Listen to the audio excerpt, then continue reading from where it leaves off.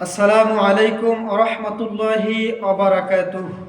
আলহামদুলিল্লাহ আলহামদুলিল্লাহি আলা মা আল্লামতা মিনাল বায়ান ওয়া আলহামতা মিনাত তিবিয়ান।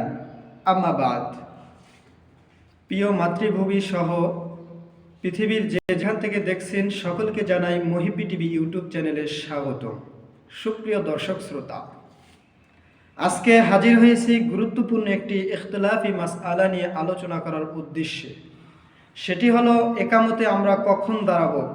একামতের শুরুতে নাকি হাইয়া আলাস সালাহ বলার সময়? এ ব্যাপারে যদি আমরা সহিহ বুখারীর দিকে দৃষ্টিপাত করি তাহলে দেখতে পাবো সহিহ বুখারীর 3550 নম্বর হাদিস। আন আবি কাতাদা রাদিয়াল্লাহু আনহু قال قال رسول الله صلى الله عليه وسلم إذا أقيمت الصلاة فلا تقوموا حتى تروني। এখানে প্রিয় নবী সাল্লাল্লাহু আলাইহি ওয়াসাল্লাম ইরশাদ করেছেন, হযরত কাতাদা রাদিয়াল্লাহু তাআলা আনহু থেকে বর্ণিত, তিনি বলেন, নবী করিম সাল্লাল্লাহু আলাইহি ওয়াসাল্লাম ইরশাদ করেছেন, যখন নামাজ শুরু হবে ততক্ষণ পর্যন্ত তোমরা দাঁড়াবে না যতক্ষণ না পর্যন্ত আমাকে দেখবে।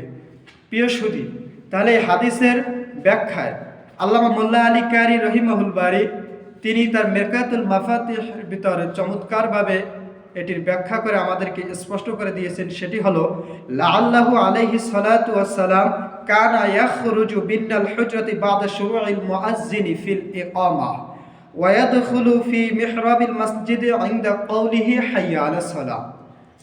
আল্লামা মোল্লা আলী কারি রহিমাহুল্লাহু তাআলা আনহু তিনি বলেছেন যে নবী করিম সাল্লাল্লাহু আলাইহি ওয়াসাল্লাম তার হুজরা থেকে মুয়াজ্জিনের ইকামত শুরু হওয়ার পর বের হতেন এবং মসজিদের মেহরাবে তিনি প্রবেশ করতেন যখন মুয়াজ্জিন হাইয়া আলাস সালাহ বলতেন। তাহলে প্রিয় নবী সাল্লাল্লাহু আলাইহি ওয়াসাল্লাম হাদিস শরীফে বলেছেন, তোমরা আমাকে না দেখা পর্যন্ত দাঁড়াবে না। আর নবী করিম সাল্লাল্লাহু আলাইহি ওয়াসাল্লাম মসজিদে নববীতে প্রবেশ করতেন যখন মুয়াজ্জিন হাইয়া আলাস সালাহ বলতেন।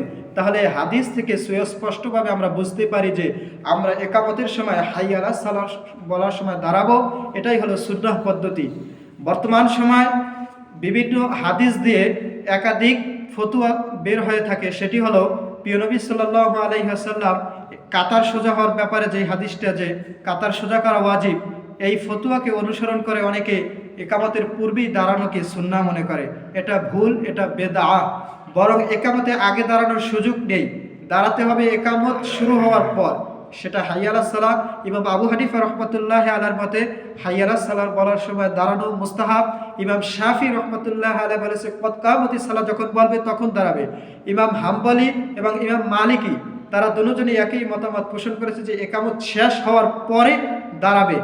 কেহ কিন্তু এখানে একামত শুরু হওয়ার পূর্বে দাঁড়ানোর কথা বলে নাই।